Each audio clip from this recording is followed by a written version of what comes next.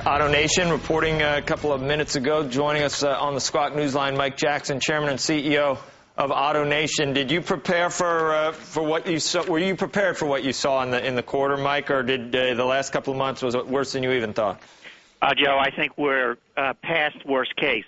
At least we had planned for worst case, and we're operating for worst case. But clearly, we're past that now. The financial panic that has occurred at the deep into the down cycle for housing and automotive is past worst case, and we're probably now into a major overcorrection in housing and auto.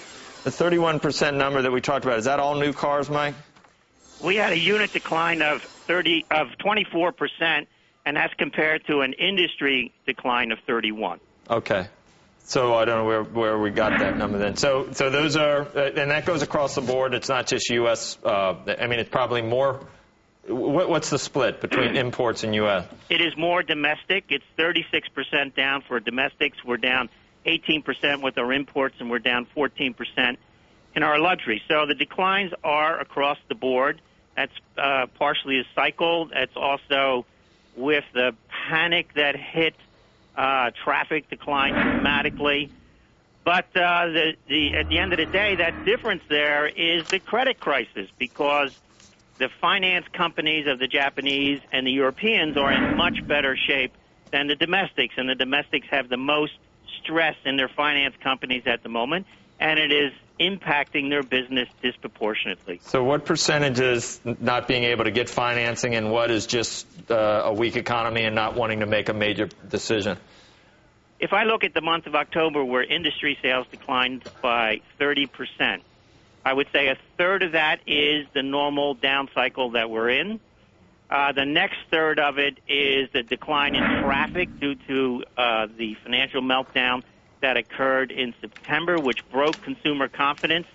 And the last piece of it, or 30%, is difficulty getting customers financed. Now, we still are doing business. We still are getting customers financed, but the standards are much stricter than they were in the past. It's an overcorrection, whether it's in autos or construction. I talk to business people everywhere. Credit is not flowing yet. Money is flowing to Walmart, at least for the time being. They're just out with same-store sales for the month of October, 2.5%. Ex-fuel, 2.4%, and they are looking for November of 1 to 3. Costco came in earlier in the morning. We were looking for +1, and they came in -4. So Costco was a disappointment, but Walmart seems to be relatively in line, and that 1 to 3 number, Joe, is one that we see a lot. But I think, Carl, those Walmart numbers say a lot about the psychology and the mindset that's out there in the marketplace. Walmart has always been about price and value. They have excellent food offerings, which is a necessity. So people go to Walmart for food. That drives tremendous traffic through their stores, and then they use price to make additional sales. So to me, the success of Walmart is a confirmation of the lack of confidence that's out there and how conservative people are being at the moment. Right. Mike, did you want to hit on something you're doing in terms of just the way you're valuing your domestic dealerships? Well, we had a material change in market conditions and, of course, a decline in our stock price during the quarter, which means we have to reevaluate goodwill. So we've taken a $1.5 billion non-cash charge for goodwill. We remain in complete compliance with all our financial covenants. And one of the beauties of our business model is we remain solidly in the black, and as the velocity of business slows, we get tremendous cash out of working capital. So we've paid down almost $600 million of debt year to date, and we'll probably pay another $500 million of debt going forward.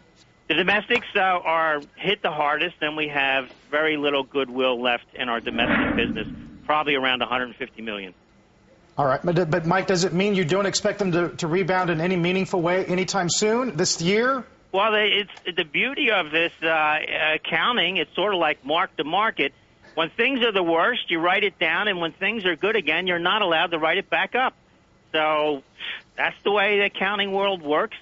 And at some point, somebody's going to have to step back and look at some of these accounting rules. All right, just ignore that, Mike. Go do what you want to do. Just ignore that. No, don't do that. No, that's not advice. Don't do that. Anyway, thanks, Mike. All right, good talking to you this morning. Yeah, good to talk to you. And we saw you yesterday. We'll see you again soon.